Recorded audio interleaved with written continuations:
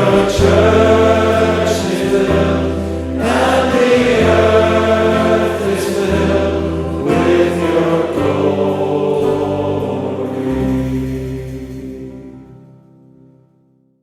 Praise the Lord. ದೇವರ ನಾಮಕ್ಕೆ ಸ್ತೋತ್ರವಾಗಲಿ. I take this opportunity to wish you all a happy and a blessed new year. May the Lord watch over you, guide you throughout this new year. ಈ ಸಂದರ್ಭವನ್ನು ನಾನು ಉಪಯೋಗಿಸಿಕೊಂಡು ನಿಮ್ಮೆಲ್ಲರಿಗೂ ಹೊಸ ವರ್ಷದ ಅಥವಾ ನೂತನ ವರ್ಷದ ಶುಭಾಶಯಗಳನ್ನು ತಿಳಿಸಲು ಇಚ್ಛಿಸುತ್ತೇನೆ. ದೇವರು ಈ ಹೊಸ ವರ್ಷದಲ್ಲಿ ಆಶೀರ್ವಾದಗಳಿಂದ ನಿಮ್ಮನ್ನು ತುಂಬಿಸಲಿ. From today onwards, in our Bible study in the Bethlehem House of Worship, we will be studying the book of Revelation. ಈ ದಿನ ಮೊದಲುಗೊಂಡು ನಮ್ಮ ಸತ್ಯವೇದ ಅಧ್ಯಯನದಲ್ಲಿ ಪ್ರಕಟಣೆ ಗ್ರಂಥವನ್ನು ನಾವು ಅಧ್ಯಯನ ಮಾಡಲಿದ್ದೇವೆ. It is the last book in the Bible. ಸತ್ಯವೇದದಲ್ಲಿ ಇದು ಕಡೆಯ ಪುಸ್ತಕವಾಗಿರುತ್ತದೆ. I am going to read Revelation chapter 1 and verse 1. ನಾವೆಲ್ಲರೂ ಪ್ರಕಟಣೆಗಳ ಪುಸ್ತಕ 1ನೇ ಅಧ್ಯಾಯ 1ನೇ ವಚನಕ್ಕೆ ನಾವು ಸತ್ಯವೇದಗಳನ್ನು ತಿರುಗಿಸೋಣ. The revelation of Jesus Christ, which God gave unto him to show unto his servants the things which must shortly come to pass, and he sent and revealed it by his angel unto his servant John. ಯೇಸು ಕ್ರಿಸ್ತನ ಪ್ರಕಟಣೆಯು ಆತನು ಬೇಗನೆ ಸಂಭವಿಸಬೇಕಾಗಿರುವ ಸಂಗತಿಗಳನ್ನು ತನ್ನ ದಾಸರಿಗೆ ತೋರಿಸುವುದಕ್ಕಾಗಿ ದೇವರಿಂದ ಈ ಪ್ರಕಟಣೆಯನ್ನು ಹೊಂದಿದನು. ಇದಲ್ಲದೆ ಆತನು ತನ್ನ ದೂತನನ್ನು ಕಳುಹಿಸಿ ಅವನ ಮೂಲಕ ಈ ಸಂಗತಿಗಳನ್ನು ತನ್ನ ದಾಸನಾದ ಯೋಹಾನನಿಗೆ ಸೂಚಿಸಿದನು. Shall we look to the Lord in prayer? Let us pray.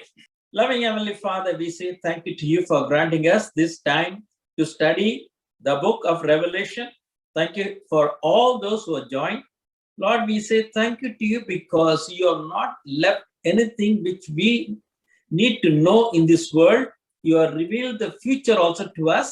And also, Lord, you have connected the past and present and granting us a view, what you planned and what you intend to do in the midst of the mankind, and how you are going to accomplish your eternal purpose so that the earth will be filled with the glory of the Lord. Even as we study, Lord, we pray that you will speak to each one of us through your Spirit, guide us and lead us in your path, committing the study of your word into your hands. We offer this prayer in Jesus' name. Amen. Amen. Now, the book of Revelation, as we have read in verse 1, it says, it is a revelation of the things that should come to pass. ಪ್ರಕಟಣೆಯ ಪುಸ್ತಕವು ಈಗಾಗಲೇ ನಾವು ಪ್ರಕಟಣೆ ಅಧ್ಯಾಯ 1ನೇ ಅಧ್ಯಾಯದಲ್ಲಿ 1ನೇ ವಚನದಲ್ಲಿ ಓದಿದ ಹಾಗೆ ಬೇಗನೆ ಸಂಭವಿಸಬೇಕಾಗಿರುವ ಸಂಗತಿಗಳನ್ನು ತಿಳಿಸುವುದಕ್ಕಾಗಿ ಬರೆಯಲ್ಪಟ್ಟಿದೆ. And John, when he's writing, he says, which must come to pass shortly, in a very short time. ಯೋಹಾನನು ಇದನ್ನು ಬರೆಯುವಾಗ ಆತನು ಬೇಗನೆ ಸಂಭವಿಸಬೇಕಾಗಿರುವಂತಹ ಸಂಗತಿಗಳ ಬಗ್ಗೆ ಇಲ್ಲಿ ಹೇಳ್ತಾ ಇದ್ದಾನೆ. Now we need to understand many of the things written in the Revelation has not yet fully taken place even after close to 2000 years. ನಾವು ಇಲ್ಲಿ ಒಂದು ಗಂಭೀರವಾಗಿ ಆಲೋಚಿಸಬೇಕಾದಂತಹ ವಿಷಯ ಏನೆಂಬುದಾಗಿ ನೋಡುವಾಗ ಪ್ರಕಟಣೆಯಲ್ಲಿ ಬರೆದಿರುವಂತಹ ಸಂಗತಿಗಳು ಅನೇಕ ಸಂಗತಿಗಳು 2000 ವರ್ಷಗಳಾಗಿದ್ರೂ ಸಹ ಅನೇಕ ಸಂಗತಿಗಳು ಸಂಭವಿಸಿಲ್ಲ. That is because when John is writing, he is looking into eternity. So when you take eternity, the 1000 or 2000 years we have passed is a very short time. ಯಾಕೆಂದರೆ ಯೋಹಾನನು ಈ ಪುಸ್ತಕವನ್ನು ಬರೆಯುವಾಗ ಆತನ ನಿತ್ಯತ್ವ ಬಗ್ಗೆ ಯೋಚನೆ ಮಾಡಿ ಪುಸ್ತಕವನ್ನು ಬರೀತಾ ಇದ್ದಾನೆ. ನಾವು ನಿತ್ಯತ್ವದ ಬಗ್ಗೆ ಯೋಚನೆ ಮಾಡುವಾಗ 1000 ಅಥವಾ 2000 ವರ್ಷಗಳು ಬಹಳ ಚಿಕ್ಕದಾಗಿರ್ತದೆ. Now, first we'll look at who is this John who is writing the book of Revelation. ಮೊದಲನೇದಾಗಿ ಯೋಹಾನನು ಯಾರು, ಈತನು ಪ್ರಕಟಣೆಯನ್ನು ಬರೆಯುತ್ತಿರುವಂತ ಯೋಹಾನನು ಯಾರು ಎಂಬುದಾಗಿ ವಿಷಯವನ್ನು ಅರ್ಥ ಮಾಡಿಕೊಳ್ಳೋಣ. Now, John is the apostle John. ಯೋಹಾನನು ಅಪೊಸ್ತಲನಾದ ಯೋಹಾನನಾಗಿರುತ್ತಾನೆ. How do you know? If you notice that there is a connection between the book of Revelation and also the Gospel of John. ಇದು ಹೇಗೆ ಎಂಬುದಾಗಿ ನಾವು ಅರ್ಥ ಮಾಡಿಕೊಳ್ಳಬೇಕಾದರೆ ಪ್ರಕಟಣೆ ಗ್ರಂಥ ಮತ್ತೆ ಯೋಹಾನನ ಸುವಾರ್ತೆಯ ಎರಡರ ನಡುವೆ ಒಂದು ನಂಟುಂಟು. Now, in the Gospel of John, it starts with the word of God. In the beginning was the word, and the word was with God, and the word was God. It talks about word of God. ಯೋಹಾನನ ಸುವಾರ್ತೆಯ ಮೊದಲನೇ ಅಧ್ಯಾಯದಲ್ಲಿ ನಾವು ನೋಡುವುದಾದರೆ ಆದಿಯಲ್ಲಿ ವಾಕ್ಯವಿತ್ತು, ಆ ವಾಕ್ಯವು ದೇವರ ಬಳಿಯಲ್ಲಿತ್ತು, ಆ ವಾಕ್ಯವು ದೇವರಾಗಿತ್ತು ಎಂಬುದನ್ನು ನಾವು ನೋಡುತ್ತೇವೆ. Now, if we turn to Revelation chapter 19 and verse 13, it says, and he was clothed with a robe dipped in blood, and his name is called the Word of God. ನೀವು ಪ್ರಕಟಣೆಗಳ ಬರೆದ ಗ್ರಂಥ ಪುಸ್ತಕ 19ನೇ ಅಧ್ಯಾಯ 13ನೇ ವಚನವನ್ನು ತೆಗೆಯುವುದಾದ್ರೆ, ಆತನು ರಕ್ತ ಪ್ರೋಕ್ಷಿತವಾದಂತಹ ವಸ್ತ್ರಗಳನ್ನು ಧರಿಸಿಕೊಂಡಿದ್ದನು, ಆತನಿಗೆ ದೇವರ ವಾಕ್ಯವೆಂಬ ಹೆಸರು. And also we find in John's Gospel, chapter 1 and verse 29, he refers to Jesus Christ as the Lamb of God. ಅಷ್ಟೇ ಅಲ್ಲ, ಯೋಹಾನನು ಬರೆದ ಸುವಾರ್ತೆ 1ನೇ ಅಧ್ಯಾಯ 29ನೇ ವಚನವನ್ನು ನೋಡುವಾಗ ಯೇಸು ಕ್ರಿಸ್ತನನ್ನು ದೇವರು ನೇಮಿಸಿದ ಕುರಿ ಎಂಬುದಾಗಿ ಹೇಳುವುದನ್ನು ನಾವು ನೋಡ್ತೇವೆ.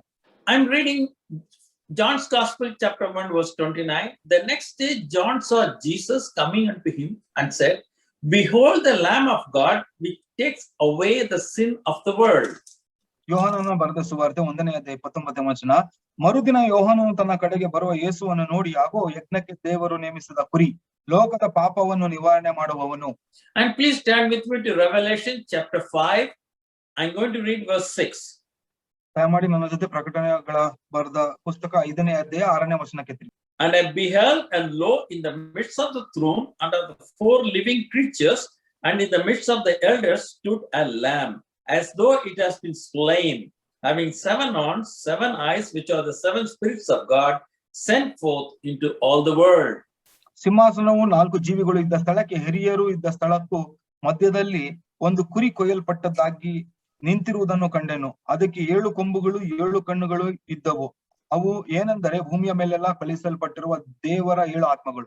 So we have seen 2 words, Word of God and the Lamb, used in Gospel of John as well as in Revelation. ನಾವು ಈಗಾಗಲೇ ನೋಡಿದಂತೆ ಎರಡು ವಾಕ್ಯಗಳು ಏನೆಂಬುದಾಗಿ ನೋಡುವಾಗ ದೇವರ ವಾಕ್ಯವು ಮತ್ತೆ ದೇವರ ಕುರಿಮರಿ ಎಂಬುದನ್ನು ನಾವು ಯೋಹಾನ ಸುವಾರ್ತೆಯಲ್ಲೂ ಸಹ ನೋಡ್ತೇವೆ, ಪ್ರಕಟಣೆ ಗ್ರಂಥದಲ್ಲಿ ಸಹ ನಾವು ನೋಡ್ತೇವೆ. The next thing is the concept of water of life or water of everlasting life. ಮೂರನೇ ಒಂದು ಸಂಗತಿಯನ್ನು ನೋಡುವಾಗ ಒಂದು ಜೀವ ಕೊಡುವಂತ ನೀರು, ಜೀವ ಜಲದ ಬಗ್ಗೆ ನಾವು ನೋಡ್ತೇವೆ. Turn with me to John's Gospel, chapter 4 and verse 14. ಯೋಹಾನನ ಬರೆದ ಸುವಾರ್ತೆ 4ನೇ ಅಧ್ಯಾಯ 14ನೇ ವಚನ. But whosoever drinks of the water that I shall give him shall never thirst, but the water that I give him shall be in him a well of water springing up into everlasting life. ನಾನು ಕೊಡುವ ನೀರನ್ನು ಕುಡಿದವನಿಗೆ ಎಂದಿಗೂ ನೀರಡಿಕೆ ಆಗುವುದಿಲ್ಲ. ನಾನು ಅವನಿಗೆ ಕೊಡುವ ನೀರು ಅವನಲ್ಲಿ ಉಕ್ಕುವ ಹೊರತೆಯಾಗಿದ್ದು ನಿತ್ಯ ಜೀವವನ್ನು ಉಂಟು ಮಾಡುವುದು ಎಂದು ಹೇಳಿದರು. Now turn with me to Revelation chapter 22 and verse 1. ಪ್ರಕಟಣೆಗಳ ಬರೆದ ಪುಸ್ತಕ 22ನೇ ಅಧ್ಯಾಯ 1ನೇ ವಚನ. And he showed me a pure river of water of life, clear as crystal, proceeding out of the throne of God and of the Lamb. ಆಮೇಲೆ ಅವನು ಸ್ಫಟಿಕದಂತೆ ಪ್ರಕಾಶಮಾನವಾಗಿದ್ದ ಜೀವ ಜಲದ ನದಿಯನ್ನು ನನಗೆ ತೋರಿಸಿದನು. ಅದು ದೇವರು ಮತ್ತು ಯಜ್ಞದ ಕುರಿಯಾದ ಆತನ ಸಿಂಹಾಸನದಿಂದ ಹೊರಟು ಪಟ್ಟಣ ಬೀದಿಯ ಮಧ್ಯದಲ್ಲಿ ಹರಿಯುತ್ತಿತ್ತು ಎಂಬುದೇ.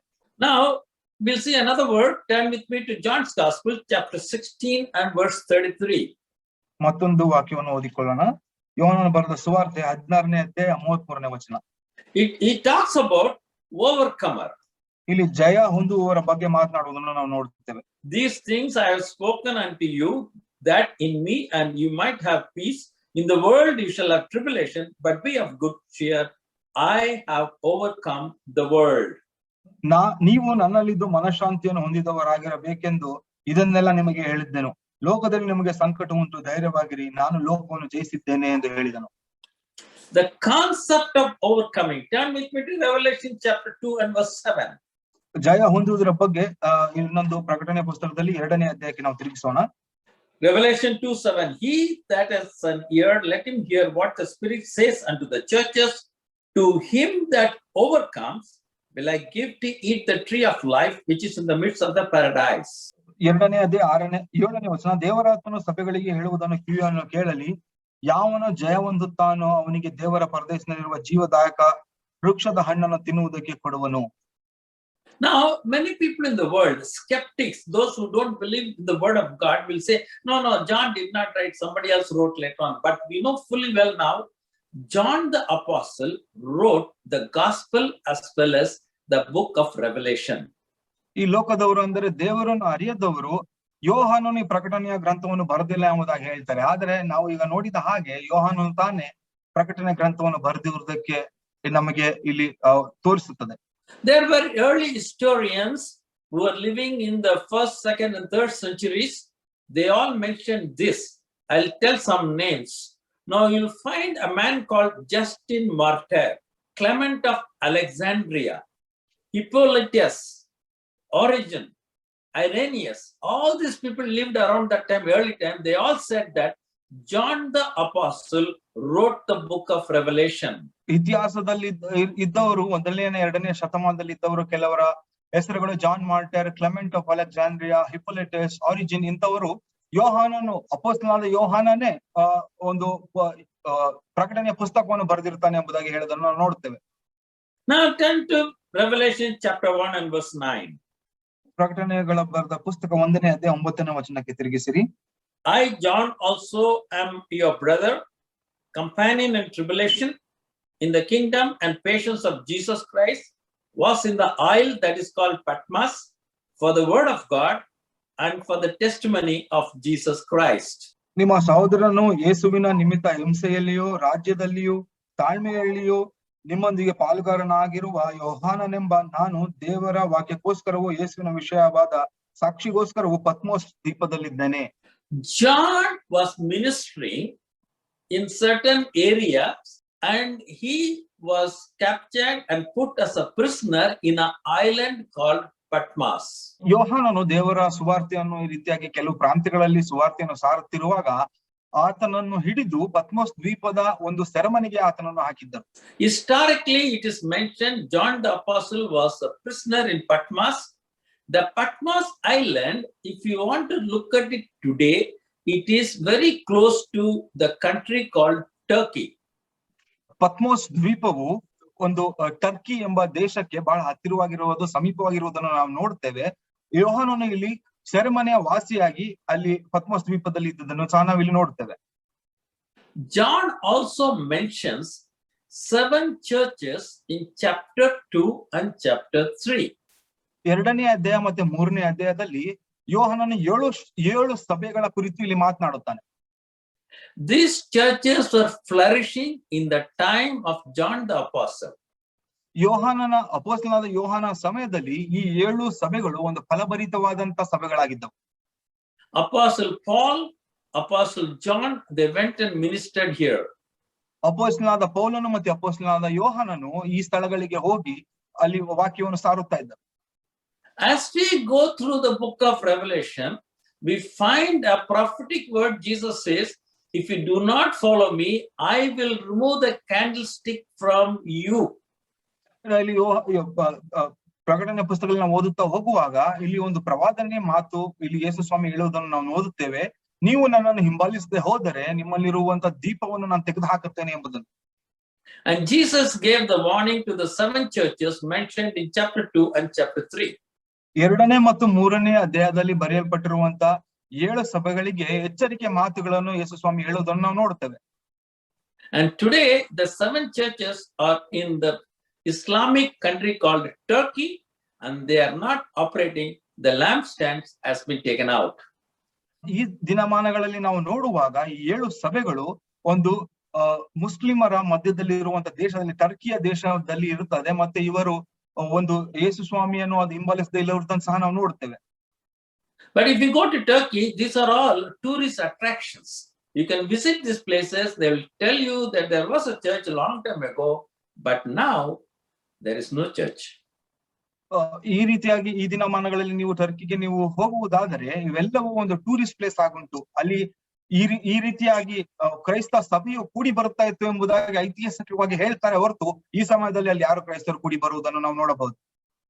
So whatever has been prophesied in the book of Revelation has come to pass. As we study it, we are going to see many more wonderful things which are happening today in the year 2021 and also is going to happen in this year 2022. ಪ್ರಕಟಣೆಯ ಪುಸ್ತಕದಲ್ಲಿ ಅನೇಕ ಸಂಗತಿಗಳು ಬರೆದಿರೋದು ಈಗಾಗಲೇ ಸಂಭವಿಸುವುದನ್ನು ಸಹ ನೋಡುತ್ತೇವೆ. ನಾವು ಪ್ರಕಟಣೆ ಗ್ರಂಥದಲ್ಲಿ ನಾವು ಸತ್ಯವೇದ ಅಧ್ಯಯನ ಮಾಡುವಾಗಲೂ ಸಹ 2021ನೇ ವರ್ಷದಲ್ಲಿ ಮತ್ತು 2022 ವರ್ಷದಲ್ಲಿ ಆಗುವುದನ್ನು ಸಹ ನಾವು ನೋಡುತ್ತೇವೆ. Now one thing we need to realize that John, when he wrote Revelation, probably he wrote 60 years after Pentecost. ಯೋಹಾನನು ಯಾವಾಗ ಈ ಪ್ರಕಟಣೆ ಪುಸ್ತಕವನ್ನು ಬರೆದನು ಎಂಬುದಾಗಿ ನಾವು ಅಧ್ಯಯನ ಮಾಡುವುದಾದ್ರೆ ಒಂದು ಪಂಚಾಶತಮ ದಿನ ಆದ ನಂತರ ಒಂದು 60 ವರ್ಷಗಳಾದ ನಂತರ ಪ್ರಕಟಣೆಯ ಪುಸ್ತಕವನ್ನು ಬರೆಯುತ್ತಾನೆ. Around AD 30 onwards, the ministry of Jesus was there, then his death and resurrection, then Pentecost, and the church first was established in Jerusalem. ಒಂದು ಕ್ರಿಸ್ತಪೂರ್ವ 460 ವರ್ಷ ಆದ ನಂತರ ಪಂಚಾಶತಮ ದಿನವಾದ ಒಂದು 60 ವರ್ಷದಾದ ನಂತರ ಯೋಹಾನನು ಇಲ್ಲಿ ಬರೆಯುವುದನ್ನು ನೋಡ್ತೇವೆ.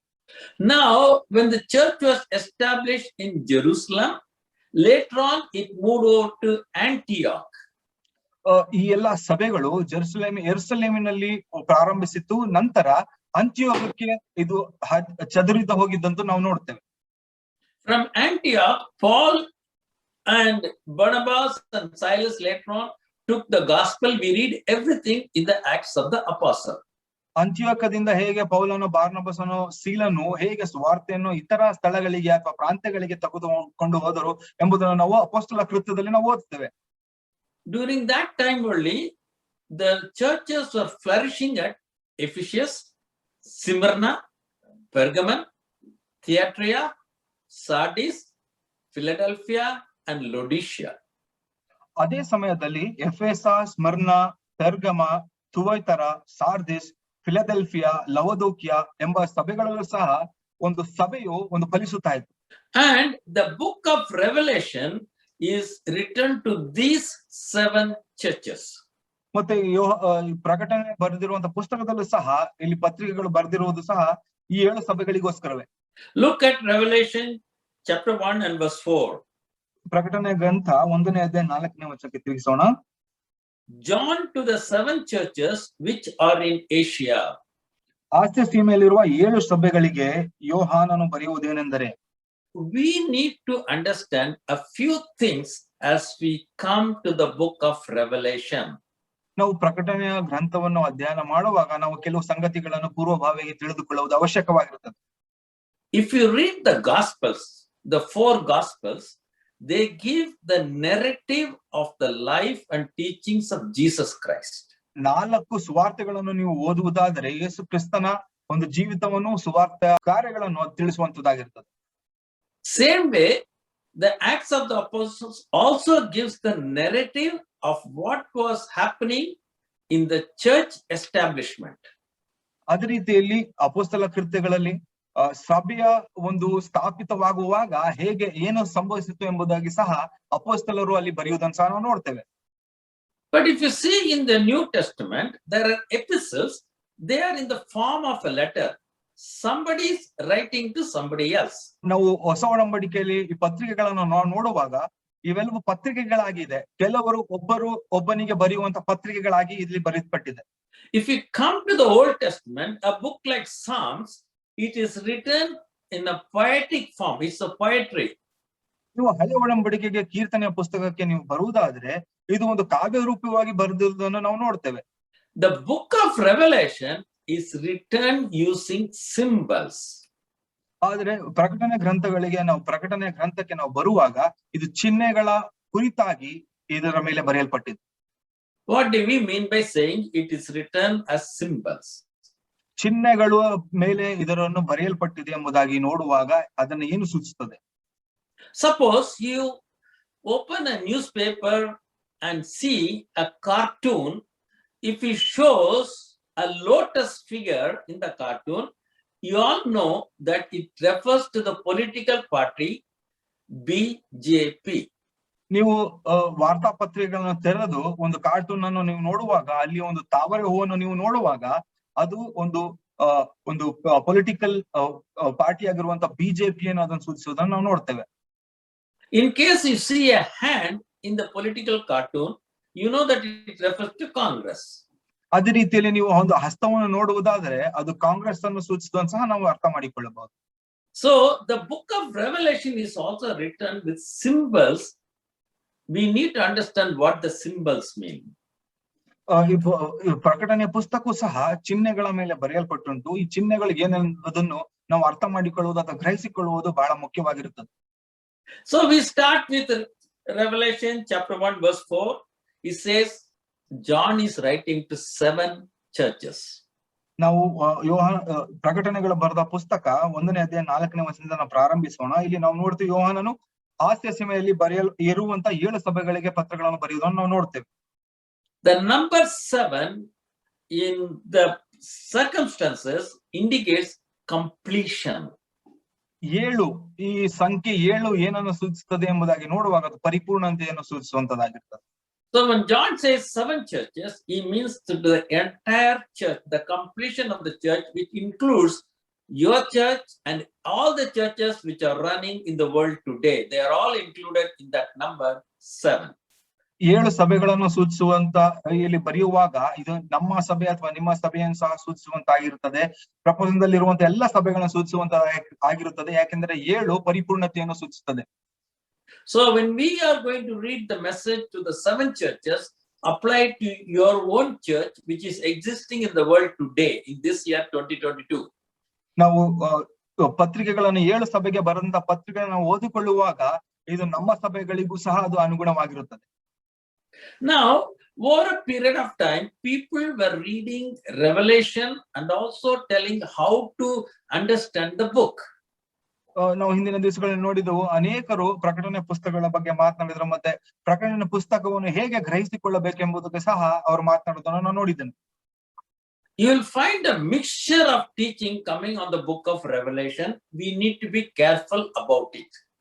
ಅನೇಕ ಒಂದು ಸತ್ಯವೇದ ಅಧ್ಯಯನವನ್ನು ಪ್ರಕಟಣೆ ಪುಸ್ತಕದ ಮೇಲೆ ಅದನ್ನು ಮಾಡ್ತಾ ಇದ್ದಾರೆ. ಇದರ ಮೇಲೆ ನಾವು ನೋಡುವಾಗ ನಾವು ಬಹಳ ಎಚ್ಚರಿಕೆಯಾಗಿರಬೇಕು. There are people who don't believe much in the book of Revelation. They say it's all happened, there's nothing relevant for us. ಅನೇಕರು ಪ್ರಕಟಣೆ ಪುಸ್ತಕದ ಮೇಲೆ ನಂಬಿಕೆ ಇಡದವರು ಹೀಗೆ ಸಾಮಾನ್ಯವಾಗಿ ಈಗಾಗಲೇ ಆಗಿರುವುದನ್ನು ಅಲ್ಲಿ ಬರೆಯಲು ತಿಳಿಸಲ್ಪಟ್ಟಿರುತ್ತದೆ ಎಂಬುದಾಗಿ ಸಾಮಾನ್ಯವಾಗಿ ಹೇಳಿ ಬಿಟ್ಟು ಬಿಡುತ್ತಾರೆ. Now there's another group, especially is starting from many years back, and they all had the view because 200 years or 100 years back there was no country called Israel in the world. ಕೆಲವು ವರ್ಷಗಳ ಹಿಂದೆ 200 ವರ್ಷ ಹಿಂದೆ ನಾವು ನೋಡುವಾಗ Israel ಎಂಬ ದೇಶವೇ ಇರಲಿಲ್ಲ. ಆದ ಕಾರಣ ಅನೇಕರು ಇದರ ಬಗ್ಗೆ ಸಾಮಾನ್ಯವಾಗಿ ಮಾತನಾಡೋದನ್ನ ನಾವು ನೋಡ್ತೇವೆ. So people who lived in those days, you go back 300, 400, 500 years, all Christian scholars, they did not see Israel as a country. So they said the book of Revelation talks only about the church and nothing to do with Israel. 200-300 ಹಿಂದಿನ ವರ್ಷಗಳಲ್ಲಿ ಇದ್ದಂತ ಕ್ರೈಸ್ತರನ್ನು ನೀವು ಕೇಳಿದಾದ್ರೆ ಇಸ್ರಾಯೇಲ್ ಎಂಬ ದೇಶವನ್ನೇ ಅವರು ಪರಿಗಣಿಸದಿದ್ದರಿಂದ ಇವೆಲ್ಲವೂ ಒಂದು ಸಭೆಗಳ ಬಗ್ಗೆ ಮಾತನಾಡುವಂತ ಪುಸ್ತಕವಾಗಿರ್ತದೆ ಅಥವಾ ಇಸ್ರಾಯೇಲರ ಬಗ್ಗೆ ಅಲ್ಲ ಎಂಬುದಾಗಿ ಹೇಳೋದನ್ನ ನಾವು ನೋಡ್ತೇವೆ. That's not a correct view, because today we find Israel is existing and Jerusalem as a city is there. Second coming of Jesus and millennium rule which Revelation talks about will take place in Jerusalem, in the country of Israel. ಇದನ್ನು ನಾವು ನೋಡುವಾಗ ಈ ದಿನಮಾನಗಳಲ್ಲಿ ನೋಡುವಾಗ Israel ಎಂಬ ದೇಶವಿರ್ತದೆ ಮತ್ತು ಯೆರೂಸಲೇಮ್ ಎಂಬ ಒಂದು ಪ್ರಾಂತ್ಯವೂ ಸಹ ಅಲ್ಲಿರ್ತದೆ. ಯೇಸು ಸ್ವಾಮಿ ಮತ್ತೊಂದು ಆವರ್ತಿ 2ನೇ ಆವರ್ತಿ ಬಂದು 1000 ಕಾಲವನ್ನು ಆತನು ಆಳುವಾಗ ಅದು ಯೆರೂಸಲೇಮಿನಿಂದಲೇ ಆಳುವಂತವನಾಗಿರ್ತಾನೆ. There are some people, super spiritual people, say there's nothing physical about it, nothing future about it. It is talking about your spiritual condition of a human being. All that Revelation talks is our spiritual condition. That's what they say. ಅನೇಕರು ಆತ್ಮಿಕವಾದ ರೀತಿಯಲ್ಲಿ ಒಂದು ಬುದ್ಧಿವಂತರೆಂದು ಪರಿಗಣಿಸುವವರು ಈ ರೀತಿಯಾಗಿ ಹೇಳ್ತಾರೆ, ಎಲ್ಲವೂ ದೈಹಿಕವಾಗಿ ಏನೂ ಇಲ್ಲ, ಇದು ಆತ್ಮಿಕವಾದಂತ ಜೀವಿತವನ್ನ ಕುರಿತು ಇಲ್ಲಿ ನುಡಿತದೆ ಎಂಬುದನ್ನು ಹೇಳೋದನ್ನು ನಾವು ನೋಡ್ತೇವೆ. That's also not a correct view, because many of the physical events which Revelation talked about is coming to pass. We are going to study that as we go through it. ಅದು ಸಹ ಒಂದು ಸತ್ಯವಾದಂತ ಒಂದು ಅಧ್ಯಯನವಾಗುವುದಿಲ್ಲ. ಯಾಕೆಂದರೆ ಅನೇಕ ಸಂಗತಿಗಳಲ್ಲಿ ಬರೆಯಲ್ಪಟ್ಟಿರುವುದು ಈಗಾಗಲೂ ಸಹ ಪರಿಪೂರ್ಣವಾಗುವುದನ್ನು ನಾವು ನೋಡ್ತೇವೆ. ಮುಂದಿನ ಅಧ್ಯಾಯಗಳಲ್ಲಿ ಸಹ ಅದನ್ನು ನಾವು ನೋಡ್ತೇವೆ. So before we go into details of the book of Revelation, we'll have an overview of what the book is talking about. ಸಂಪೂರ್ಣವಾಗಿ ಒಂದು ಸತ್ಯ ಅಧ್ಯಯನವನ್ನು ಮಾಡುವ ಮುಂಚೆ ಇದರ ಒಂದು ಸಾರಾಂಶವನ್ನು ನಾವು ತಿಳಿದುಕೊಳ್ಳೋಣ. Chapter 1 is an introduction. ಮೊದಲನೇ ಅಧ್ಯಾಯವನ್ನು ನೋಡುವಾಗ ಇದು ಒಂದು ಪೀಠಿಕೆ ಆಗಿರುತ್ತದೆ. Chapter 1 connects the physical world on the earth with the spiritual realm of God where he resides.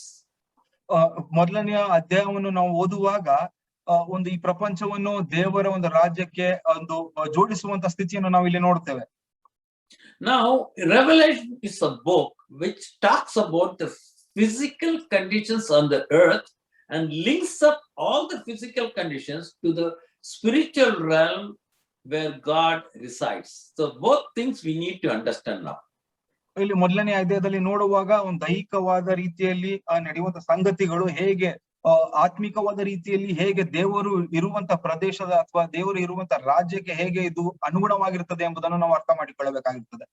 Chapter 2 and 3 is a message to the 7 churches on the earth, which means including the churches we belong to, and it is a warning given to every believer in every age, every time who's living on the earth. ಎರಡನೇ ಮತ್ತು ಮೂರನೇ ಅಧ್ಯಾಯವನ್ನು ನಾವು ಓದುವಾಗ 7 ಸಭೆಗೆ ಬರೆಯಲ್ಪಟ್ಟಿರುವಂತಹ ಪತ್ರಿಕೆಗಳ ಬಗ್ಗೆ ಇದರಲ್ಲಿ ನಾವು ಓದುತ್ತೇವೆ. 7 ಸಭೆಗಳು ಎಂಬುದಾಗಿ ನೋಡುವಾಗ ನಿಮ್ಮ ಸಭೆ ನಮ್ಮ ಸಭೆ ಸಹ ಕೂಡ ಸೇರಿರ್ತದೆ. ಮತ್ತೆ ಪ್ರತಿಯೊಬ್ಬ ವಿಶ್ವಾಸಿಗೂ ಸಹ ಎಚ್ಚರಿಕೆ ಮಾತುಗಳನ್ನು ಇಲ್ಲಿ ಕೊಟ್ಟಿರುವುದನ್ನು ನಾವು ನೋಡುತ್ತೇವೆ. Chapter 4 and 5 gives us things which happening in the spiritual realm, in the throne where God sits, and it connects the spiritual realm to the physical realm, what is going to happen on the world in the future. 4ನೇ ಅಧ್ಯಾಯಕ್ಕೆ ನಾವು ಬರುವಾಗ ಪರಲೋಕದಲ್ಲಿರುವಂತ ದೇವರ ಸಾನ್ನಿಧ್ಯದಲ್ಲಿ ಮತ್ತೆ ದೇವರ ಸಿಂಹಾಸನ ನಡೆಯುವಂತ ಸಂಗತಿಗಳನ್ನು ನಾವು ಓದುತ್ತೇವೆ. ಅದು ಹೇಗೆ ಈ ಲೋಕದ ದೈಹಿಕ ಸ್ಥಿತಿಗೆ ಒಂದು ಅನುಗುಣವಾಗಿರುತ್ತದೆ ಎಂಬುದನ್ನು ಸಹ ನಾವು ನೋಡ್ತೇವೆ. Chapter 6 onwards is the beginning of a period called the tribulation. 6ನೆಯ ಒಂದು ಅಧ್ಯಾಯದ ಮುಂದೆ ನಾವು ಓದುವಾಗ ಒಂದು ಕಷ್ಟಕಾಲವು ಬರುವುದನ್ನು ನಾವು ನೋಡ್ತೇವೆ. This is time frame of this is given in Daniel. So when we come to chapter 6, we'll be connecting with Daniel. ಇದರ ಒಂದು ಸಮಯ ಮತ್ತೆ ಅನುಗುಣ ಇದು ಒಂದು ದಾನಿಯೇಲ ಪ್ರವಾದನೆ ಪುಸ್ತಕದಲ್ಲಿ ಬರೆಯಲ್ಪಟ್ಟಿದೆ. ನಾವು 6ನೇ ಅಧ್ಯಾಯಕ್ಕೆ ಬರುವಾಗ ಅದನ್ನು ನಾವು ನೋಡೋಣ. So from chapter 6 onwards, it talks all the future events, and it comes almost to the close of the tribulation period in chapter 17 and 18. 6ನೇ ಅಧ್ಯಾಯದ ನಂತರ ಒಂದು 16, 17, 18ನೇ ಅಧ್ಯಾಯದವರೆಗೂ ಒಂದು ಕಷ್ಟ ಕಾಲದಲ್ಲಿ ನಡೆಯುವಂತ ಎಲ್ಲ ಸಂಗತಿಗಳು, ಮುಂದೆ ನಡೆಯಬೇಕಾದಂತ ಸಂಗತಿಗಳು, ಕಷ್ಟ ಸಂಗತಿಗಳ ಬಗ್ಗೆ ಇಲ್ಲಿ ನಡೆಯುವುದಂತೂ ಮಾತನಾಡುವುದನ್ನು ನಾವು ನೋಡ್ತೇವೆ. But as we go through the future events, the past events are also connected to the future event. That is the beauty of book of Revelation. ಪ್ರಕಟಣೆಯ ಪುಸ್ತಕ ಅಧ್ಯಾಯದ ಒಂದು ಸುಂದರತೆ ಏನೆಂಬುದಾಗಿ ನೋಡುವಾಗ ಮುಂದೆ ಆಗಬೇಕಾಗಿರುವಂತ ಸಂಗತಿಗಳನ್ನು ಸಹ ನಾವು ಅಧ್ಯಯನ ಮಾಡ್ತೇವೆ. ಅದೇ ರೀತಿಯಲ್ಲಿ ಮುಂದೆ ನಡೆಯಬೇಕಾದಂತ ಸಂಗತಿಯು ಹಿಂದೆ ನಡೆದಿರುವಂತ ಸಂಗತಿಗೆ ಹೇಗೆ ಒಂದು ಅನುಗುಣವಾಗಿರ್ತದೆ ಅಥವಾ ಹೇಗೆ ಒಂದು ಜೋಡಿಯಾಗಿರ್ತದೆ ಎಂಬುದನ್ನು ನೋಡುವುದೇ ಇಲ್ಲಿ ಸುಂದರತೆ. And in chapter 12, we find the birth of Jesus Christ. And also we find in chapter 12 how Herod was killing all the infants below 2 years. We read in Matthew's gospel. Those things are mentioned in chapter 12. 12ನೇ ಅಧ್ಯಾಯಕ್ಕೆ ಬರುವಾಗ ಯೇಸು ಸ್ವಾಮಿಯ ಜನನ ಬಗ್ಗೆ ಕುರಿತು ಹೇಳ್ತದೆ. ಅದೇ ರೀತಿಯಲ್ಲಿ ಯೇಸು ಸ್ವಾಮಿಯ ಜನನದ ಸಮಯದಲ್ಲಿ ಹೆರೋದನು ಹೇಗೆ 2 ವರ್ಷದ ಕೆಳಗಿನ ಮಕ್ಕಳುಗಳನ್ನು ಹೇಗೆ ಕೊಲ್ಲಿಸುತ್ತಿದ್ದನು ಸಹ ಅದು ಮತ್ತಾಯನ ಸುವಾರ್ತೆಯಲ್ಲಿ ಸಹ ಬರೆದಿದ್ದನ್ನು ಇಲ್ಲಿ ನಾವು ನೋಡುತ್ತೇವೆ. Revelation talks about God, his judgment and his righteousness and his love. ಪ್ರಕಟಣೆಯ ಪುಸ್ತಕದಲ್ಲಿ ದೇವರ ಒಂದು ನ್ಯಾಯ ತೀರ್ಪನ್ನು ಮತ್ತೆ ಆತನ ನೀತಿವಂತಿಕೆಯನ್ನು ಮತ್ತೆ ಆತನ ಪ್ರೀತಿಯನ್ನು ನಾವು ನೋಡುತ್ತೇವೆ. As opposed to that, it also places Satan and demons, their doctrines, their teachings, and what they do. So there are 2 groups in the spiritual realm Revelation focuses on. ಅಷ್ಟೇ ಅಲ್ಲದೆ ಒಂದು ಸೈತಾನನ ಕಾರ್ಯಗಳು, ಕ್ರೈಸ್ತ ವಿರೋಧಿಯ ಚಟುವಟಿಕೆಗಳು ಮತ್ತೆ ಸುಳ್ಳು ಪ್ರವಾದಿಗಳ ಬಗ್ಗೆಯೂ ಸಹ ಇದರಲ್ಲಿ ನಾವು ನೋಡ್ತೇವೆ. ಹೇಗೆ ಒಂದು ಆತ್ಮಿಕ ಜೀವಿತದಲ್ಲಿ 2 ಬೋಧನೆಗಳು ಹೇಗೆ ನಡೆಯಲ್ಪಡ್ತದೆ ಅಂತ ಸಹ ನಾವು ನೋಡ್ತೇವೆ. Revelation also talks about 2 women. ಪ್ರಕಟಣೆಯ ಪುಸ್ತಕದಲ್ಲಿ 2 ಸ್ತ್ರೀಯರನ್ನು ಸಹ ನಾವು ನೋಡ್ತೇವೆ. One woman is the representative of people who follow God. The other one is those who follow Satan. ಮೊದಲನೆಯ ಸ್ತ್ರೀ ಯಾರೆಂಬುದಾಗಿ ನೋಡುವಾಗ ಯೇಸು ಕ್ರಿಸ್ತನನ್ನು ಅನುಸರಿಸಿ ನಡೆಯುವಂತ ಜನರನ್ನು ಸೂಚಿಸುವಂತ ಮೊದಲನೇ ಸ್ತ್ರೀ ಆಗಿರ್ತದೆ. 2ನೇ ಸ್ತ್ರೀಯನ್ನು ನೋಡುವಾಗ ಸೈತಾನನನ್ನು ಹಿಂಬಾಲಿಸುವಂತ ಜನರನ್ನು ಸೂಚಿಸುವಂತ ಸ್ತ್ರೀ ಆಗಿರ್ತಾರೆ. See, the people who follow Satan and his rules is represented as the woman on the beast. ಸೈತಾನನ ಹಿಂಬಾಲಿಸುವಂತ ಜನರು ಒಂದು ಸ್ತ್ರೀ ಮತ್ತೆ ಒಂದು ಘಟಸರ್ಪ ಅಥವಾ ಘಟಸರ್ಪದ ಬಗ್ಗೆ ಅಲ್ಲಿ ಮಾತನಾಡ್ತದೆ. Revelation also talks about two cities, a city connected with God and his purpose is called Jerusalem. ಅದೇ ರೀತಿಯಲ್ಲಿ ಎರಡು ಪಟ್ಟಣಗಳ ಬಗ್ಗೆ ಮಾತನಾಡ್ತದೆ. ದೇವರಿಗೆ ಒಂದು ಜೋಡಿಯಾಗಿರುವಂತ ಒಂದು ಪಟ್ಟಣ ಅದು ಯೆರೂಸಲೇಮ್. And a city which connected with Satan and his influence on mankind is called Babylon. Babel ಎಂಬ ದೇಶವನ್ನು ನಾವು ಪಟ್ಟಣವನ್ನು ನೋಡುವಾಗ ಸೈತಾನನನ್ನು ಮತ್ತೆ ಸೈತಾನನ್ನು ಅನುಸರಿಸುವಂತ ಜನರನ್ನು ಅದು ಸೂಚಿಸುತ್ತದೆ. We read about the Tower of Babel in Genesis. Babel ಎಂಬ ಒಂದು ಪಟ್ಟಣದ ಒಂದು ದೊಡ್ಡ ಒಂದು ಟವರ್ ಅನ್ನು ನಾವು ಆದಿಕಾಂಡ ಪುಸ್ತಕದಲ್ಲಿ ಸಹ ನಾವು ಓದುತ್ತೇವೆ. And we notice that up to that time the entire mankind could communicate with each other because they had one single language. ಅಲ್ಲಿ ನಾವು ಓದುವ ಹಾಗೆ ಪ್ರತಿಯೊಬ್ಬ ಮನುಷ್ಯನು ತಮ್ಮೊಳಗೆ ಮಾತನಾಡಿಕೊಳ್ಳಲು ಅವಕಾಶವಿತ್ತು, ಯಾಕಂದ್ರೆ ಅವರೆಲ್ಲರೂ ಒಂದೇ ಭಾಷೆಯನ್ನು ಮಾತನಾಡುತ್ತಾ ಇದ್ದರು. When God created mankind and placed them in the Garden of Eden, he told the man and the woman something what they are supposed to do. ಆದಿಯಲ್ಲಿ ದೇವರು ಒಂದು ಆದಾಮನನ್ನು ಮತ್ತೆ ಅವಳನ್ನು ಉಂಟು ಮಾಡಿ ಏದೆನ್ ಒಂದು ತೋಟದಲ್ಲಿ ಇರಿಸುವಾಗ ದೇವರು ಆ ಜನರಿಗೆ ಆ ಸ್ತ್ರೀ ಮತ್ತೆ ಪುರುಷನಿಗೆ ಒಂದು ಸಂಗತಿಯನ್ನು ಹೇಳ್ತಾರೆ. ಏನು ಅಂತ He said, that is written in Genesis chapter 1 verse 28. ಆದಿಕಾಂಡ 1ನೇ ಅಧ್ಯಾಯ 28ನೇ ವಚನದಲ್ಲಿ ಆತನು ಏನ್ ಹೇಳಿರ್ತಾನೆ ಎಂಬುದನ್ನು ನಾವು ನೋಡೋಣ. Be fruitful, multiply, fill the earth, subdue the earth, have dominion over the fish of the sea, over the fowl of the air, over every living thing that moves upon the earth. ಇದಲ್ಲದೆ ದೇವರವನ್ನು ಆಶೀರ್ವದಿಸಿ ನೀವು ಸಂತಾನವುಳ್ಳವರಾಗಿ ಹೆಚ್ಚಿರಿ, ಭೂಮಿಯಲ್ಲಿ ತುಂಬಿಕೊಂಡು ಅದನ್ನು ವಶ ಮಾಡಿಕೊಳ್ಳಿರಿ, ಸಮುದ್ರದ ಮೀನುಗಳ ಮೇಲೆಯೂ ಆಕಾಶದ ಪಕ್ಷಿಗಳ ಮೇಲೆಯೂ ಭೂಮಿಯಲ್ಲಿ ಚಲಿಸುವ ಎಲ್ಲಾ ಜೀವಿಗಳ ಮೇಲೆಯೂ ದೊರೆತನ ಮಾಡಿರಿ ಅಂದನು. We need to understand this because the book of Revelation addresses this first command given by God to mankind. ಇದನ್ನು ನಾವು ಅರ್ಥ ಮಾಡಿಕೊಳ್ಳಬೇಕಾಗಿರ್ತದೆ, ಯಾಕೆಂದರೆ ದೇವರು ಮನುಷ್ಯನಿಗೆ ಕೊಟ್ಟಂತ ಮೊದಲನೆಯ ಒಂದು ಆಜ್ಞೆ ಇದಾಗಿರುತ್ತದೆ. He said there are only two people in the Garden of Eden, but he said be fruitful and multiply. Eden ತೋಟದಲ್ಲಿ ನಾವು ನೋಡುವಾಗ ಇದ್ದಂತ ಜನರು ಇಬ್ಬರೇ, ಆದರೆ ದೇವರು ಇಲ್ಲಿ ಆತನು ಏನು ಹೇಳ್ತಾನೆ ಎಂಬುದಾಗಿ ನೋಡುವಾಗ ಬಹು ಸಂತಾನವುಳ್ಳವರಾಗಿ ಹೆಚ್ಚಿರಿ ಎಂಬುದಾಗಿ ಹೇಳುವುದನ್ನು ನಾವು ನೋಡುತ್ತೇವೆ. That happened among the mankind. Today the world population is almost 8 billion people. ಅದು ಮನುಷ್ಯನ ನಡುವೆ ಆಯ್ತು. ಆದ ಕಾರಣವೇ ಒಂದು 8 ಬಿಲಿಯನ್ ಅಷ್ಟು ಒಂದು ಪ್ರಪಂಚದ ಜನರ ಸಂಖ್ಯೆಯು ಹೆಚ್ಚಾಗ್ತದೆ. And the second thing he said that you are placed in Eden, but move out of that place and occupy the entire earth. ಎರಡನೆಯ ಒಂದು ಆಜ್ಞೆಯನ್ನು ನೋಡುವಾಗ ಸಮಸ್ತ ಭೂಮಿಯ ಮೇಲೆ ನೀವು ಆವರಿಸಿಕೊಳ್ಳಿರಿ ಎಂಬುದಾಗಿ ಹೇಳುವುದನ್ನು ನಾವು ನೋಡ್ತೇವೆ. ಏದೆನ್ ತೋಟವನ್ನು ಬಿಟ್ಟು ಸಮಸ್ತ ಭೂವಾಸಿಗಳನ್ನು ನೀವು ಆವರಿಸಿಕೊಳ್ಳಿರಿ ಎಂಬುದಾಗಿ. But when man can listen to the teachings of the Satan and the demons, what did they decide? We read that in Genesis chapter 11 and verse 4. ಆದರೆ ಸೈತಾನನ ಒಂದು ಶೋಧನೆಗೆ ಒಳಗಾಗಿ ಸೈತಾನನ ಮಾತನ್ನ ಕೇಳಿದಾಗ ಏನಾಯ್ತು ಎಂಬುದಾಗಿ ಆದಿಕಾಂಡದ ಪುಸ್ತಕ 11ನೇ ಅಧ್ಯಾಯ 4ನೇ ವಚನದಲ್ಲಿ ನಾವು ನೋಡ್ತೇವೆ. And they said, come, let us build a city. Let us make a tower whose top may reach unto heaven. Let us make us a name, lest be scattered abroad upon the face of the earth. ಒಂದು ಪಟ್ಟಣವನ್ನು ಆಕಾಶವನ್ನು ಮುಟ್ಟುವ ಗೋಪುರವನ್ನು ಕಟ್ಟಿ ದೊಡ್ಡ ಹೆಸರನ್ನು ಪಡೆಯೋಣ, ಹೀಗೆ ಮಾಡಿದರೆ ಭೂಮಿಯ ಮೇಲೆಲ್ಲ ಚದುರುವುದಕ್ಕೆ ಆಸ್ಪದವಾಗುವುದಿಲ್ಲ ಅಂದುಕೊಂಡರು.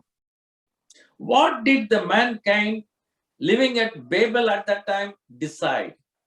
ಬಾಬಿಲ್ನಲ್ಲಿ ಅಂಧ ಕಾಲத்திನಲ್ಲಿ ವಾಸಿಸಿದಂತ ಜನರು ಏನನ್ನು ಯೋಚಿಸಿದರು? They said, we will make a name for ourselves. We don't need a God, the creator. ನಮಗೋಸ್ಕರ ಹೆಸರನ್ನು ಪಡೆಯೋಣ, ನಮ್ಮನ್ನು ಸೃಷ್ಟಿಸಿದಂತ ದೇವರು ನಮಗೆ ಆಸ್ಪದವಿಲ್ಲ ಅಥವಾ ನಮಗೆ ಅವಶ್ಯಕತೆ ಇಲ್ಲ ಎಂಬುದನ್ನು ಹೇಳೋದನ್ನು ನೋಡ್ತೇವೆ. And then God told mankind, go and occupy the entire earth. No, we are not going to occupy the entire earth. We should not be scattered. We will all be in one place.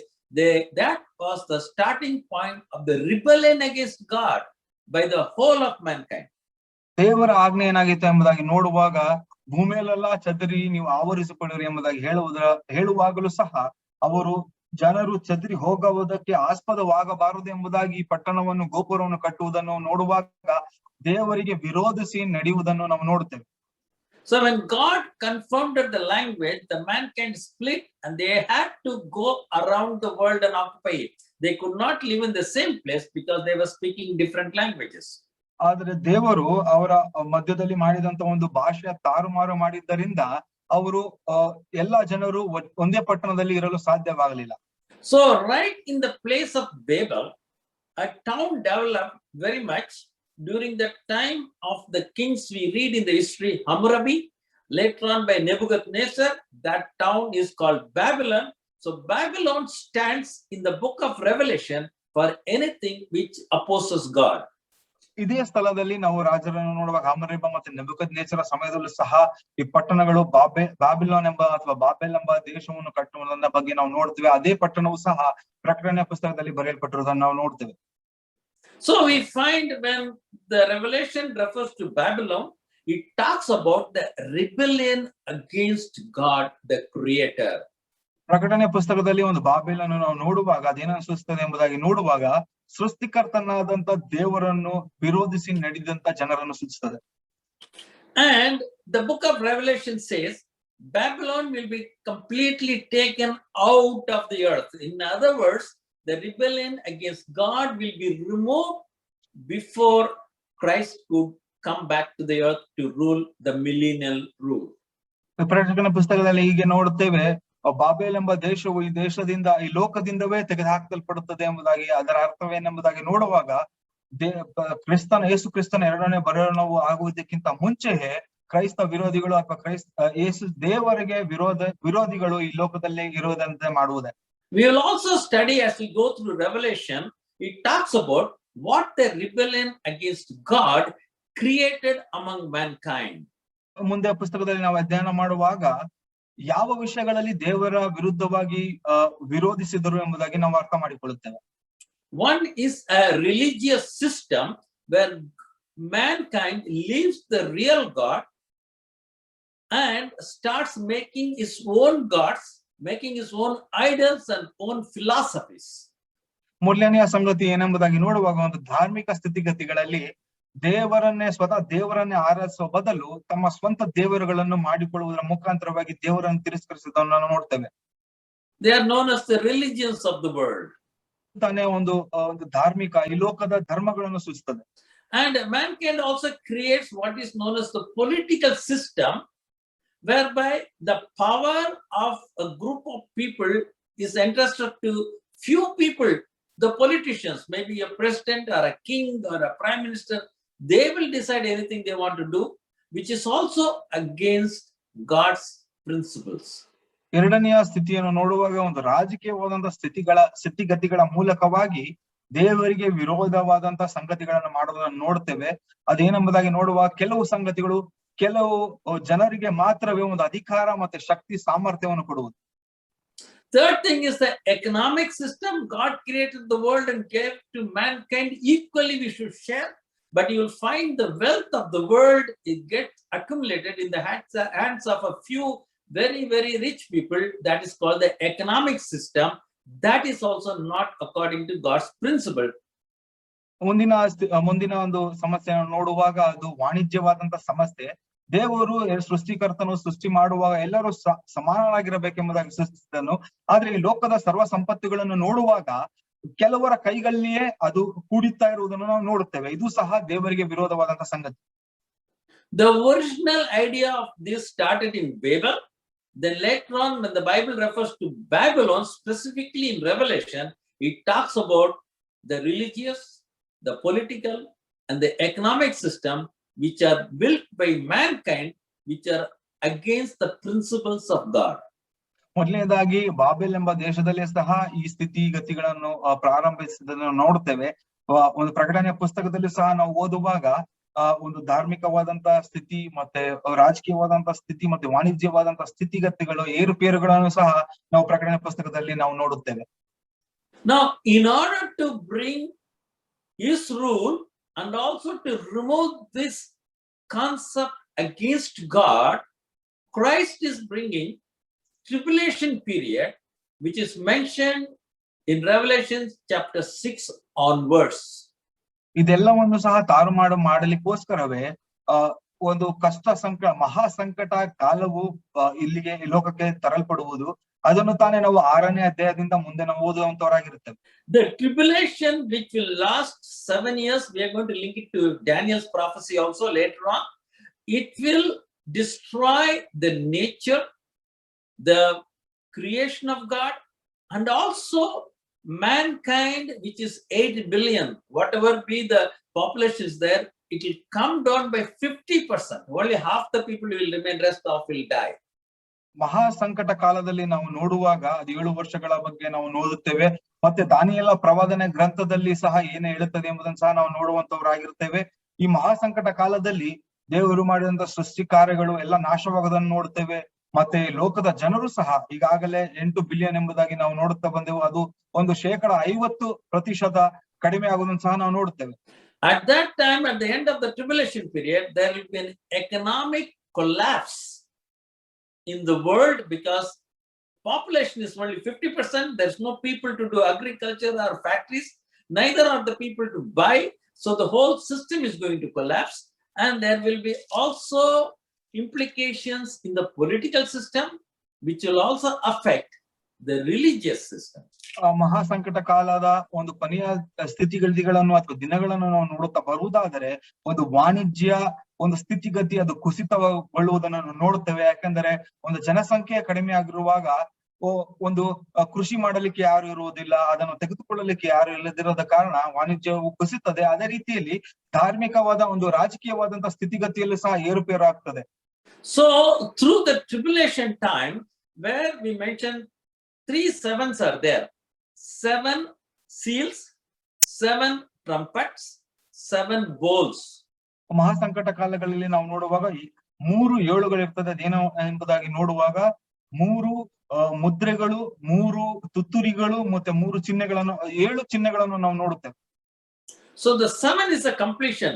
So the tribulation is a completion period. At the end of it, Christ removes the opposition to God. He comes back. That is, we will also look at the Armageddon war and the signs connected with that. ಈ 7 ಪರಿಪೂರ್ಣತೆಯನ್ನು ಸೂಚಿಸುತ್ತದೆ. ಎಲ್ಲವೂ ಸಂಭವಿಸುವಾಗ ದೇವರು ಬಂದು ಇಲ್ಲಿ ಯುದ್ಧ ಮಾಡುವಂತ ಸಹ ನೋಡ್ತೇವೆ. ಅದೇ ಒಂದು ಮಹಾ ಒಂದು ಯುದ್ಧವಾಗಿರ್ತದೆ. ಅದು ಆರ್ಮೆಗೆಡನ್ ಎಂಬುದಾಗಿ ನಾವು ಸತ್ಯವೇದದಲ್ಲಿ ಓದನ್ನು ಸಹ ನಾವು ನೋಡ್ತೇವೆ. It is in the book of Revelation very clearly says when Jesus Christ will come back, he will come to the Mount of Olives and Jerusalem. He will rule for 1000 years on this earth. ಯೇಸು ಕ್ರಿಸ್ತನ ಮತ್ತೊಂದಾವರ್ತಿ 2ನೇ ಆವರ್ತಿ ಬರುವಾಗ ಬಹಳ ಸ್ಪಷ್ಟವಾಗಿ ಸತ್ಯವೇದದಲ್ಲಿ ಬರೆಯಲ್ಪಟ್ಟಿರ್ತದೆ. ಎಣ್ಣೆ ಗುಡ್ಡದ ಮರಗಳ ಒಂದು ಗುಡ್ಡದ ಮೇಲೆ ಆತನು ಇಲ್ಲಿ ಬರುವತನಾಗಿರ್ತಾನೆ ಮತ್ತು ಸುವರ್ಣ ಒಂದು ಕಾಲಕ್ಕೂ ಮತ್ತೆ 1000 ಕಾಲಕ್ಕೂ ಆತನು ಇಲ್ಲಿ ಆಳುವುದನ್ನು ನಾವು ಇಲ್ಲಿ ನೋಡುವುದನ್ನು, ಆಳಿಕೆಯನ್ನು ನಾವು ಇಲ್ಲಿ ಬರೆದಿರುವುದನ್ನು ನೋಡ್ತೇವೆ. And when he comes back to the earth, one thing will happen. We are going to connect the Old Testament prophecies especially in Isaiah and other books, and it says very clearly the entire earth will turn back to how it was created in Genesis chapter 1 and chapter 2. ನಾವು ಯೇಸು ಕ್ರಿಸ್ತನ ಮತ್ತೊಂದಾವರ್ತಿ 2ನೇ ಆವರ್ತಿ ಬರುವಾಗ ಹೇಗೆ ಪುನರಾವರ್ತಿ ಸೃಷ್ಟಿ ಕಾರ್ಯವೆಲ್ಲ ಆದ ನಂತರ ಹೇಗೆ ಭೂಮಿಯು ಹೇಗಿತ್ತು ಆದಿಕಾಂಡದ ಪುಸ್ತಕದಲ್ಲಿ 1ನೇ ಮತ್ತೆ 2ನೇ ಅಧ್ಯಾಯದಲ್ಲಿ ನೋಡಿದ ಹಾಗೆಯೇ ಅದು ಆಗುವುದು ಎಂಬುದಾಗಿ ಪ್ರವಾದಿಸಿರುವಂತ ಯೆಶಾಯನ ಪ್ರವಾದನೆ ಗ್ರಂಥದಲ್ಲಿ ನಾವು ನೋಡುವುದನ್ನು ಮತ್ತೆ ಇವೆರಡನ್ನು ನಾವು ಜೋಡಿಸುವುದನ್ನು ನಾವು ಮುಂದೆ ನೋಡುತ್ತೇವೆ. And 1000 years as Revelation is we are going to study at the end of the book of the Revelation. That rule indicates to mankind, look, this is how the world God created. This is how the world should have been ruled after 1,000 years. And God will ask mankind to choose whether him or Satan and the powers of darkness. ಸುವರ್ಣ ಕಾಲದಲ್ಲಿ ದೇವರು ಹೇಗೆ ದೇವರು ಆದಿಯಲ್ಲಿ ಸೃಷ್ಟಿ ಮಾಡಿದ್ದನು ಎಂಬುದಾಗಿ ಜನರಿಗೆ ತೋರಿಸುವುದನ್ನು ನಾವು ನೋಡ್ತೇವೆ. ಮತ್ತೆ ಅಲ್ಲಿ ಒಂದು ಅವಕಾಶಗಳು ಅಥವಾ ಅಲ್ಲಿ 2 ಸಂಗತಿಗಳನ್ನು ಕೊಡಲ್ಪಟ್ಟಿರುತ್ತದೆ ಜನರಿಗೆ, ದೇವರನ್ನು ಹಿಂಬಾಲಿಸಲಿಕ್ಕೆ ಅಥವಾ ಒಂದು ಅಂಧಕಾರದ ಶಕ್ತಿಗಳನ್ನು ಹಿಂಬಾಲಿಸಲಿಕ್ಕೋಸ್ಕರ. Even after the millennial rule of Christ in Jerusalem, large number of people in the world who have gone through the millennial rule will side with Satan and demonic forces and oppose God, and God will destroy them with fire. ಸುವರ್ಣ ಕಾಲವಾದ ನಂತರ ಸುವರ್ಣ ಕಾಲದ ಎಲ್ಲ ಆಳ್ವಿಕೆಯನ್ನು ನೋಡಿದರೂ ಸಹ ಅನೇಕ ಜನರು ಒಂದು ಅಂಧಕಾರದ ಶಕ್ತಿಗಳನ್ನು ಮತ್ತೆ ಸೈತಾನವನ್ನು ಹಿಂಬಾಲಿಸಿ ಹೋಗುವುದನ್ನು ನಾವು ನೋಡುತ್ತೇವೆ. ಅಂತವರನ್ನು ದೇವರು ಸಂಪೂರ್ಣವಾಗಿ ನಾಶ ಮಾಡುವುದನ್ನು, ಸರ್ವನಾಶ ಮಾಡುವುದನ್ನು ಸಹ ನಾವು ನೋಡುತ್ತೇವೆ. One thing the Revelation book clearly says, whether we believe in God, a believer in Jesus Christ, or you are an atheist or don't believe in God, or a worshipper of idols, after you die on the earth, you are going to be there for eternity. ಇಲ್ಲಿ ಪ್ರಕಟಣೆ ಪುಸ್ತಕದಲ್ಲಿ ನಾವು ನೋಡುತ್ತೇವೆ, ನೀವು ದೇವರ ಮಕ್ಕಳಾಗಿರ್ಬೋದು, ವಿಶ್ವಾಸಿಗಳಾಗಿರ್ಬೋದು, ಅಥವಾ ನೀವು ನಾಸ್ತಿಕರೇ ಆಗಿರಬಹುದು, ನೀವು ಮರಣವಾದ ನಂತರ ಒಂದು ನಿತ್ಯತ್ವ ಬರುತ್ತದೆ. People commit suicide, that is not an end to their life. They have to face eternity. ಅನೇಕರು ಅವರ ಜೀವವನ್ನು ತಾವೇ ಕಳೆದುಕೊಳ್ಳುತ್ತಾರೆ, ಸೂಸೈಡ್ ಮಾಡಿಕೊಳ್ಳುವುದು ಮುಖಾಂತರ ಅದೇ ಕೊನೆ ಎಂಬುದಾಗಿ ಭಾವಿಸಿ, ಆದ್ರೆ ಅದೇ ಕೊನೆಯಲ್ಲ. In eternity, God gives only 2 places, and the choice of the places is given to mankind when we live on the earth. ನಿತ್ಯತ್ವದಲ್ಲಿ 2 ಒಂದು ಅವಕಾಶಗಳನ್ನು ಕೊಟ್ಟಿರುತ್ತದೆ, 2 ಒಂದು ಚಾಯ್ಸ್ ಅನ್ನು ಕೊಟ್ಟಿರುತ್ತದೆ. ಅದು ಜನರಿಗೆ ದೇವರ ಜೊತೆ ಇರುವುದು ಅಥವಾ ಅಂಧಕಾರದ ಶಕ್ತಿಗಳನ್ನು ಆರಿಸಿಕೊಳ್ಳುವುದೇ. Anyone who chooses Jesus Christ and all that he offers, any person who chooses that, his destiny in eternity is new heavens and new earth. ಯೇಸು ಸ್ವಾಮಿಯನ್ನು ಆರಿಸಿಕೊಳ್ಳುವವರಿಗೆ ಒಂದು ನಿತ್ಯತ್ವಕ್ಕೂ ದೇವರ ಒಂದು ರಾಜ್ಯದಲ್ಲಿ ಇರುವುದಕ್ಕೆ ಅವಕಾಶವಿರುತ್ತದೆ. And anyone who rejects what God offers through Jesus Christ, that destiny is the lake of fire for eternity. ದೇವರು ಯೇಸುವಿನ ಮುಖಾಂತರವಾಗಿ ಕೊಡುವಂತ ಒಂದು ನಿತ್ಯತ್ವವನ್ನು ತಿರಸ್ಕರಿಸುವಂತ ಜನರಿಗೆ ಏನು ಸಂಭವಿಸುತ್ತದೆ ಎಂಬುದಾಗಿ ನೋಡುವಾಗ ಒಂದು ಬೆಂಕಿಯಿಂದ ಉರಿಯುವ, ಗಂಧಕದಿಂದ ಉರಿಯುವಂತ ಕೆರೆ. This is what the book of Revelation clearly indicates. ಅದು ತಾನೇ ಪ್ರಕಟಣೆ ಪುಸ್ತಕವು ಬಹಳ ಸ್ಪಷ್ಟವಾಗಿ ತೋರಿಸುವಂತದ್ದಾಗಿರುತ್ತದೆ. It also indicates the things which will happen during the tribulation time. ಅಷ್ಟೇ ಅಲ್ಲದೆ ಮಹಾಸಂಕಟ ಕಾಲಗಳಲ್ಲಿ ನಡೆಯುವಂತ ಸಂಗತಿಗಳನ್ನು ಸಹ ಇಲ್ಲಿ ತಿಳಿಸಲ್ಪಡುತ್ತದೆ. Now Jesus mentioning about that, he said one thing, it is like a birth pangs. ಇದೆಲ್ಲವನ್ನು ವಿವರಿಸುವಾಗ ಯೇಸು ಕ್ರಿಸ್ತನು ಈ ರೀತಿಯಾಗಿ ಹೇಳ್ತಾನೆ, ಇದು ಒಂದು ಜೀವವನ್ನು ಅಥವಾ ಒಂದು ಮಗು ಹುಟ್ಟುವ ಹಾಗೆ ಎಂಬುದಾಗಿ. Mother who gives birth to a child experiences pain in cycles. Initially small, it increases in intensity, grows more and more, and finally a heavy pain. ಒಂದು ತಾಯಿಯನ್ನು ಮಗುವನ್ನು ಹೆರುವಾಗ ಹೇಗೆ ಒಂದು ನೋವಿನ ಒಂದು ಅಂಶಗಳು ಹೇಗೆ ಹೆಚ್ಚುತ್ತಾ ಹೋಗುತ್ತದೋ, ಮೊದಲನೇದಾಗಿ ಸ್ವಲ್ಪದಾಗಿರ್ತದೆ, ಅದಾದ ಮೇಲೆ ಹೆಚ್ಚಾಗುತ್ತದೆ, ಅದಾದ ಮೇಲೆ ಒಂದು ಬಹಳ ನೋವನ್ನು ಹೇಗೆ ತಾಯಿಯು ಅನುಭವಿಸ್ತಾಳೋ ಅದೇ ರೀತಿಯಲ್ಲಿ ಸಹ ಮಹಾಸಂಕಟ ಕಾಲವಿರುತ್ತದೆ ಎಂಬುದಾಗಿ ಹೇಳುವುದನ್ನು ಇಲ್ಲಿ ನೋಡ್ತೇವೆ. So from Revelation chapter 6 onwards, we are going to see the highest level intensity of the pain which will come upon during the tribulation period. 6ನೇ ಅಧ್ಯಾಯದಿಂದ ಮುಂದೆ ನಾವು ನೋಡುವಾಗ ಮಹಾಸಂಕಟ ಕಾಲದಲ್ಲಿ ಒಂದು ಮಹಾವೇದನೆಯು ನಮ್ಮ ಮೇಲೆ ಬರುವುದನ್ನು ನಾವು ನೋಡ್ತೇವೆ. Looking at that pain, we can see what is happening in our times. Similar things will happen with a lesser intensity. ಹೇಗೆ ಒಂದು ನೋವಿನ ಮಹಾಸಂಕಟ ಕಾಲದಲ್ಲಿ ಮಹಾ ಸಂಕಟವು ನಮ್ಮ ಮೇಲೆ ಬರ್ತದೋ ಅದೇ ರೀತಿಯಲ್ಲಿ ಒಂದು ಕಮ್ಮಿಯ ವೇದನೆಯ ಸಮಯವೂ ಸಹ ಆಗುವುದನ್ನು ನಾವು ನೋಡ್ತೇವೆ. If you go back still further 100 years backwards, similar thing happened, is a much lesser intensity. ಒಂದು 100 ವರ್ಷಗಳ ಹಿಂದೆ ನಾವು ನೋಡುವುದಾದರೆ ಅಲ್ಲೂ ಸಹ ಸಂಕಟ ಕಾಲವಿತ್ತು. ಆ ಸಂಕಟ ಕಾಲವು ಇದಕ್ಕಿಂತ ಒಂದು ಕಮ್ಮಿಯ ಒಂದು ಮಹಾ ವೇದನೆಯ ಒಂದು ಕಡಿಮೆ ವೇದನೆ ಇದ್ದದನ್ನು ನಾವು ನೋಡ್ತೇವೆ. Now, I'll give you just one example before I close. As usual, we'll have time for your views, your questions, your comments also. ಈ ಒಂದು ಇದನ್ನು ಅಧ್ಯಾಯವನ್ನು ಮುಗಿಸುವ ಮುಂಚೆ ಒಂದು ವಿಷಯವನ್ನು ಹೇಳಲು ಇಚ್ಛಿಸ್ತೇನೆ. ಇದಾದ ನಂತರ ನಿಮ್ಮ ಒಂದು ಪ್ರತಿಕ್ರಿಯೆ ಮತ್ತೆ ನಿಮ್ಮ ಒಂದು ಫೀಡ್ಬ್ಯಾಕ್ ಸಹ ಒಂದು ಸಮಯವಿರ್ತದೆ. I'll give one example today. As we go through it, we'll be seeing a lot more examples. ಒಂದು ಉದಾಹರಣೆಯನ್ನು ನಾವು ನೋಡೋಣ, ಮುಂದೆ ನಾವು ಅನೇಕ ಉದಾಹರಣೆಗಳನ್ನ ನಾವು ನೋಡಲಿದ್ದೇವೆ. See, currently we are all facing something called the COVID pandemic. ಈ ದಿನಮಾನಗಳಲ್ಲಿ ನಾವು ನೋಡುವಾಗ ನಾವೆಲ್ಲರೂ ಅನುಭವಿಸುವುದನ್ನು ನೋಡ್ತೇವೆ. ಅದು ಏನೆಂಬುದಾಗಿ ನೋಡುವಾಗ ಅದು COVID-19 ಮಹಾಮಾರಿ. In the olden days also we had pandemics. ಹಿಂದಿನ Similar to ದಿನಗಳಲ್ಲಿ that. ಸಹ ಈ ರೀತಿಯಾಗಿ ಮಹಾಮಾರಿ ಆದದ್ದನ್ನು ನಾವು ನೋಡುತ್ತೇವೆ. There were different names were there. We had smallpox, we had swine flu, and so many names are there. We are facing all of them. ಅನೇಕ ಹೆಸರುಗಳುಳ್ಳ ಮಹಾಮಾರಿ ಹಿಂದೆ ಸಹ ಆಗಿತ್ತು. ನಾವು ಉದಾಹರಣೆಗೆ ನೋಡುವಾಗ ಒಂದು ಸ್ಮಾಲ್ ಪಾಕ್ಸ್ ಆಗಿರಬಹುದು, ಅಮ್ಮ ಎಂಬುದಾಗಿ ನೋಡ್ತೇವೆ, ಅಥವಾ ಚಿಕನ್ ಗುನ್ಯಾ ಎಲ್ಲವನ್ನ ನಾವು ನೋಡ್ತೇವೆ. Now, if you look at historically, you are going to see something. ಇತಿಹಾಸದ ಮುಖಾಂತರವಾಗಿ ನೀವು ನೋಡುವುದಾದ್ರೆ ಇಲ್ಲಿ ನಾವು ಒಂದು ಸ್ಥಿತಿಯನ್ನು ನಾವು ನೋಡುತ್ತೇವೆ.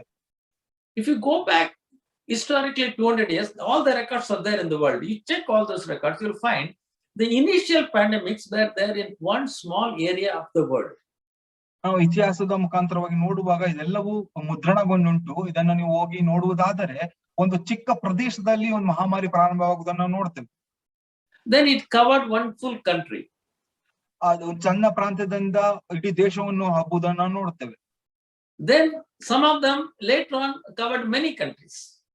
ಇನ್ನು ಕೆಲವು ದಿನಗಳಾದ ನಂತರ, ಇನ್ನು ಸಮಯವಾದ ನಂತರ ಇನ್ನು ಅನೇಕ ದೇಶಕ್ಕೆ ಅದರ ಹಬ್ಬುವುದನ್ನು ನೋಡ್ತೇವೆ. Initially, some of them were very short time. Then the time period also was increasing. ಹಿಂದಿನ ಕಾಲದಲ್ಲಿ ನೋಡುವಾಗ ಈ ಹಬ್ಬುವುದು ಕಮ್ಮಿ ಸಮಯದಲ್ಲಿ ಹಬ್ಬುತ್ತಾ ಇತ್ತು. ಇವಾಗ ನೋಡುವಾಗ ಅದು ಹೆಚ್ಚುತ್ತಾ ಇರೋದನ್ನು ಸಹ ನಾವು ನೋಡ್ತೇವೆ. If you look at COVID-19, it started at the end of 2019. ಈ COVID-19 ಮಹಾಮಾರಿಯನ್ನು ನೋಡುವಾಗ ಒಂದು 2019ನೇ ಕೊನೆಯ ದಿವಸಗಳಲ್ಲಿ ಇದನ್ನು ಸಂಭವಿಸುವುದನ್ನು ನಾವು ನೋಡ್ತೇವೆ. It started first in China, then covered the entire world through Italy and Europe and the whole world. All the countries in the world has been covered.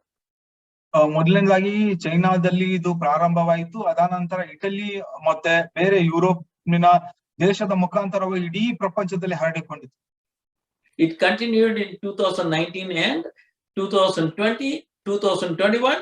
Now 22 also we are continuing. 2019ನೇ ವರ್ಷದಲ್ಲಿ ಇದು ಪ್ರಾರಂಭವಾಯಿತು. 2020ನೇ ವರ್ಷದಲ್ಲೂ ಸಹ ಇತ್ತು, 2021ನೇ ಸಾಲ ಇತ್ತು, ಮತ್ತೆ 2022ನಲ್ಲಿ ಸಹ ಇರೋದನ್ನ ನೋಡ್ತೇವೆ.